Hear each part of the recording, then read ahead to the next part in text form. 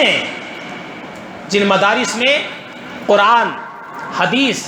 نبی کی سیرت اور سنت بدلائی جاتی ہے، سکھائی جاتی ہے، اور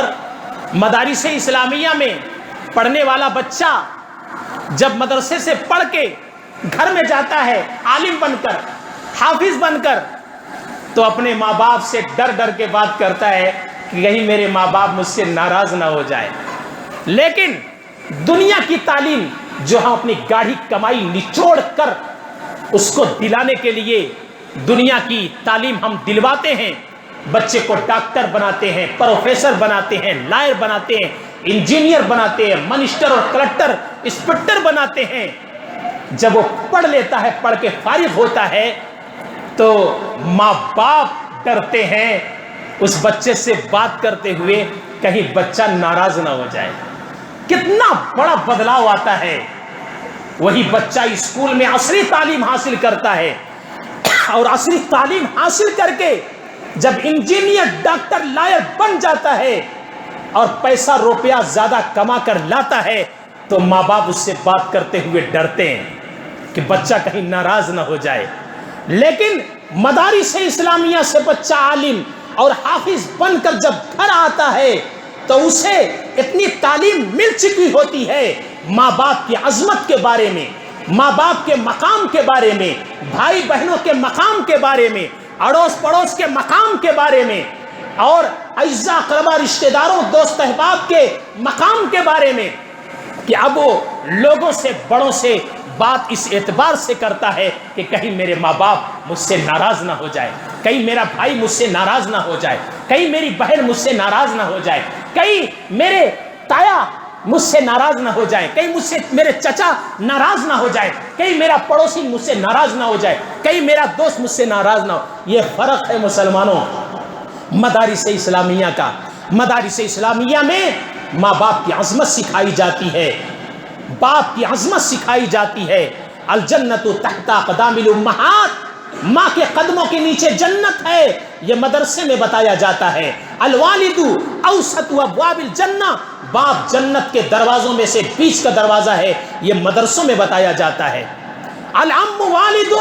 الخالۃ والدۃ،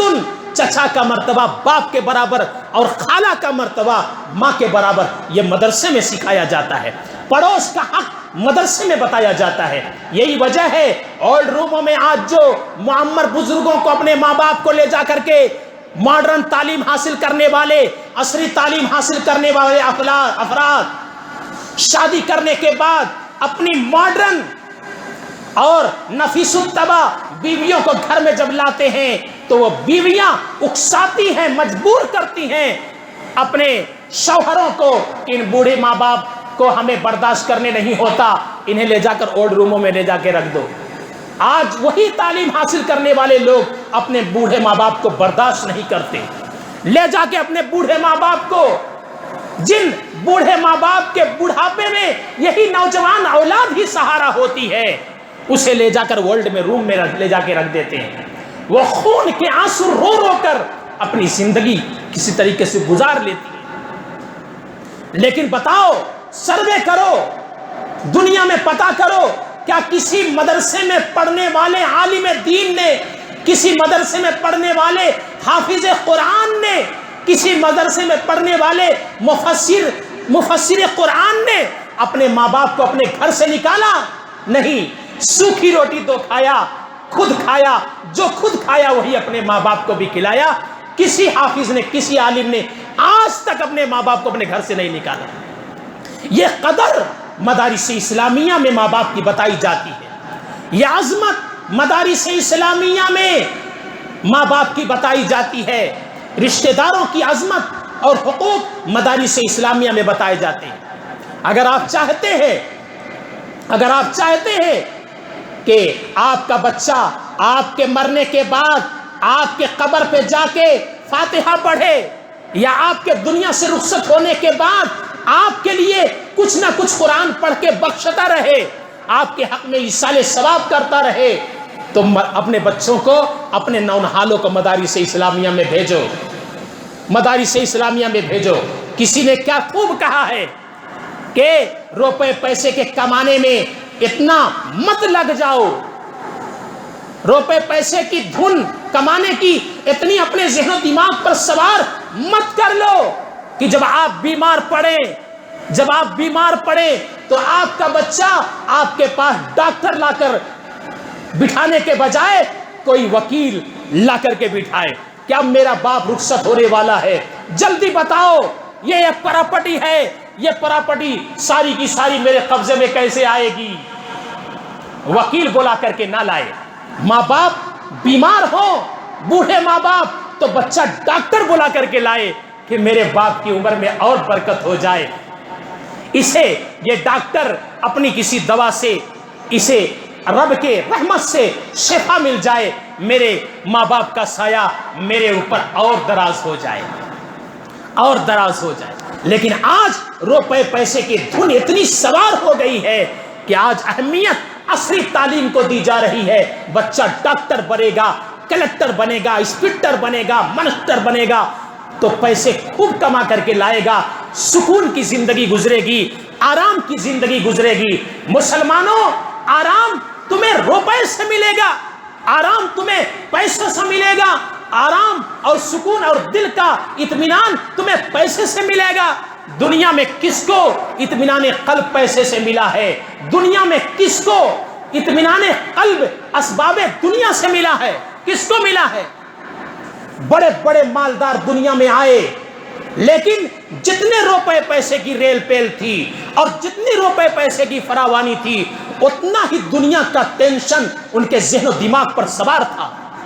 کہیں بیوی دوسرے سے تعلق قائم کر رہی ہے، کئی بیٹیاں دوسروں سے تعلق قائم کر رہی ہیں، کئی فلاں جگہ پر گاڑی کا ایکسیڈنٹ ہو گیا، کئی فلاں جائیداد پر کسی نے قبضہ جما لیا، کہیں یہ ٹینشن، کہیں آبرو کے لٹنے کا ٹینشن، کہیں کوئی ٹینشن۔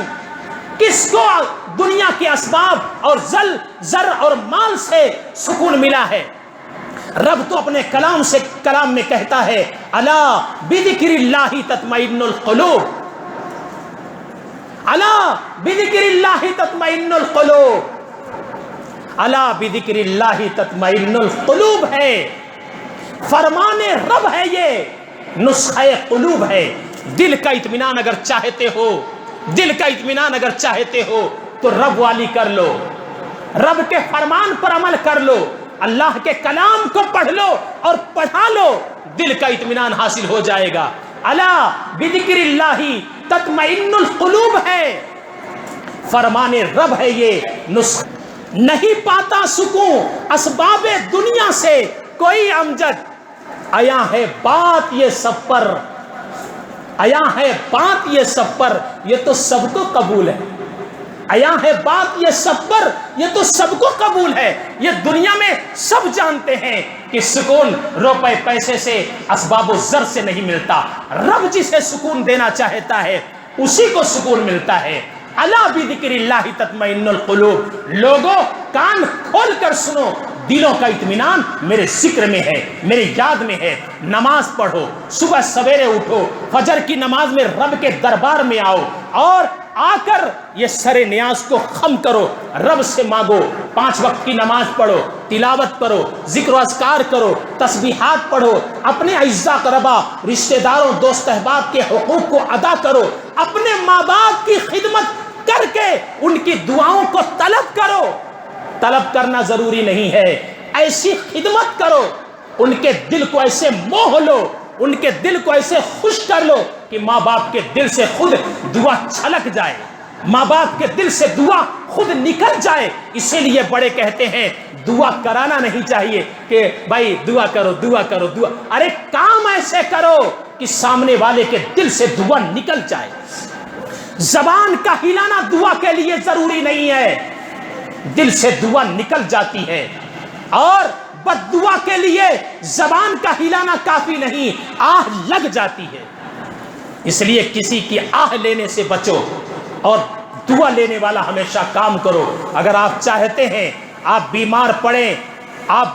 پڑے بڑھاپے میں، آپ کا بچہ آپ کے پاس ڈاکٹر لے کر کے آئے، وکیل لے کر کے نہ آئے، اور آپ جب مر جائیں، قبر میں جائیں، آپ کا بچہ آپ کے قبر پر جا کر کے فاتحہ پڑھے اور آپ کے لیے ایصال ثواب کرتا رہے، اور قبر میں آپ کے لیے روشنی کا سامان بنے، تو اپنے نونہالوں کو،